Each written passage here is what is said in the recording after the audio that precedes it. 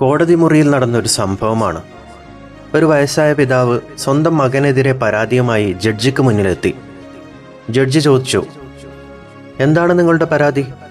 ആ പിതാവ് പറഞ്ഞു, എൻ്റെ മകൻ എനിക്ക് മാസം തോറും അവൻ്റെ കഴിവിനനുസരിച്ചുള്ള ഒരു തുക ചിലവിന് നൽകണം. അതൊരു കോടതി വിധിയായി എനിക്ക് വേണം.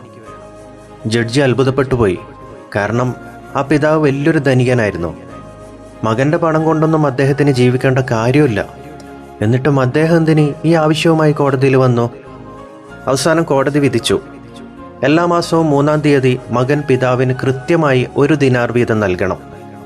വിധിക്ക് ശേഷം ജഡ്ജി പിതാവിനെ അടുത്ത് വിളിച്ച് ചോദിച്ചു, ഇത്രയും വലിയ സമ്പന്നനായ നിങ്ങൾ എന്തിനാണ് മകനിൽ നിന്ന് ഈ 1 ദിനാറിന് വേണ്ടി ഇത്രയും വാശി പിടിച്ചത്?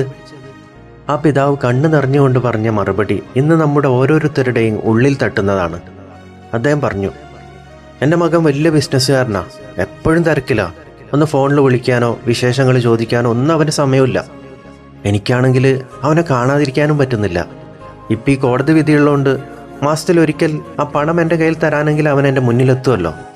ആ 1 ദിനാർ വാങ്ങുമ്പോൾ അവൻ്റെ മുഖമൊന്ന് കാണാം, അവൻ്റെ കൈയൊന്ന് സ്പർശിക്കാം. അതിനുവേണ്ടിയായിരുന്നു ഈ കോടതി വിധി. പലപ്പോഴും നമ്മൾ മാതാപിതാക്കൾക്ക് അയച്ചു കൊടുക്കുന്ന പണത്തേക്കാൾ അവർ ആഗ്രഹിക്കുന്നത് നമ്മുടെ സാമീപ്യമാണ്. 1 മിനിറ്റ് അവരോട് മിണ്ടുന്നതാണ്. തിരക്കുകൾക്കിടയിൽ അവരോർക്കാൻ നമ്മൾ മറക്കരുത്. കാരണം അവർക്ക് നമ്മളല്ലാതെ മറ്റാരുമില്ല.